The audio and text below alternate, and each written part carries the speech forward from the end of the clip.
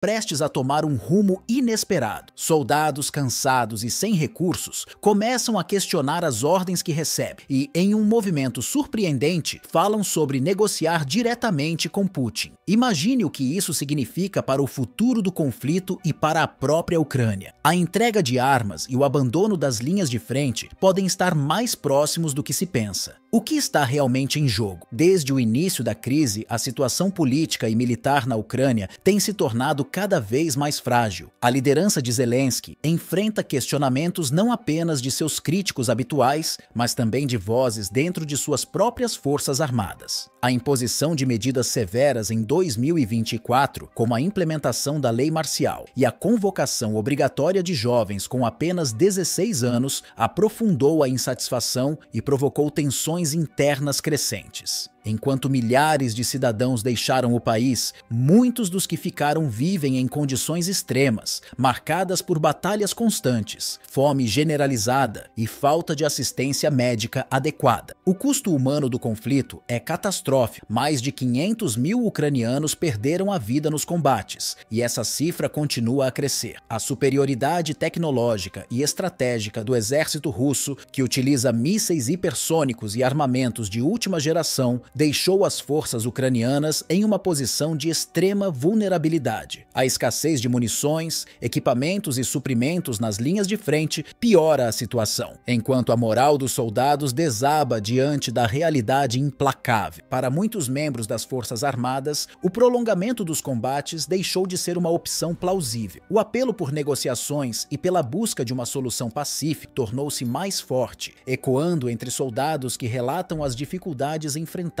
no dia a dia. Declarações vindas diretamente das linhas de batalha apontam para uma logística falha, uma força militar sobrecarregada e uma evidente incapacidade de competir com a superioridade numérica e tecnológica do exército russo. Os territórios conquistados pela Rússia, especialmente as áreas estratégicas no Donbass, estão sob forte controle militar. Essas regiões, altamente fortificadas e defendidas com equipamentos de última geração, representam um desafio quase insuperável para qualquer tentativa de reconquista por parte das forças ucranianas. A presença de linhas defensivas robustas, sistemas de mísseis avançados e tropas bem posicionadas torna o esforço de retomada não apenas arriscado, mas também potencialmente desastroso em termos de perdas humanas e materiais. Além disso, a infraestrutura local foi adaptada para atender às necessidades das forças russas, incluindo a instalação de bases militares e sistemas de vigilância que dificultam qualquer avanço surpresa.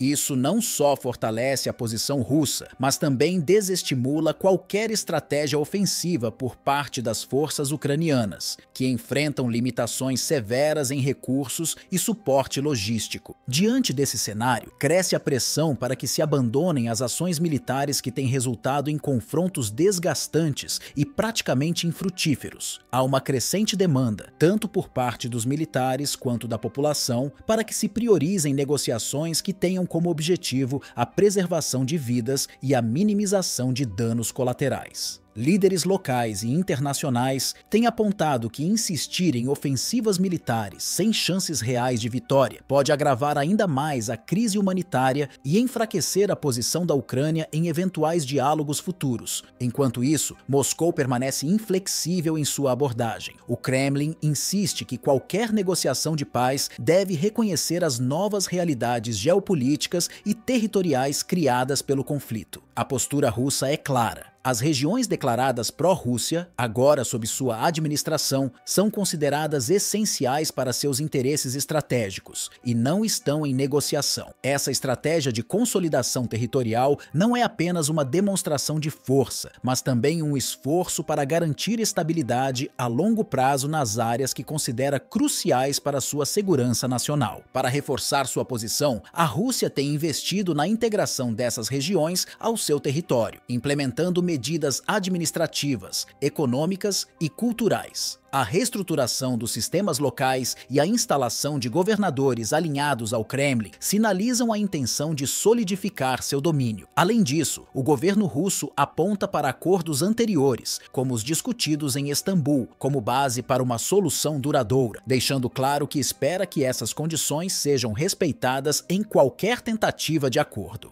Enquanto isso, o impasse no conflito continua a se intensificar, com a Ucrânia buscando desesperadamente estratégias para reverter suas perdas territoriais e políticas, enquanto a Rússia trabalha incansavelmente para consolidar suas vitórias e reforçar seu domínio sobre as áreas conquistadas. Esse cenário de estagnação militar e política sublinha a complexidade do conflito, que vai muito além do campo de batalha, envolvendo interesses econômicos, diplomáticos e até mesmo culturais que moldarão o futuro das relações entre os dois países e a dinâmica de poder na região. A persistência desse confronto coloca Zelensky em uma posição cada vez mais frágil. Os apelos por negociações de paz, vindos de soldados e líderes locais, apontam para uma perda de confiança interna em sua capacidade de liderar a nação durante uma crise tão prolongada. Relatos de deserções entre as tropas e protestos velados em algumas regiões revelam um descontentamento crescente, alimentado pela falta de recursos, pelas condições precárias nas linhas de frente e pela sensação de abandono por parte da liderança política. Esse enfraquecimento interno é agravado pela pressão de famílias ucranianas que já não suportam mais o impacto da guerra, clamando por uma solução pacífica que ponha fim ao sofrimento e à destruição. Ao mesmo tempo, a posição da Rússia, agora consolidada em vários territórios estratégicos, reflete seu objetivo de usar o controle territorial como moeda de troca em futuras negociações.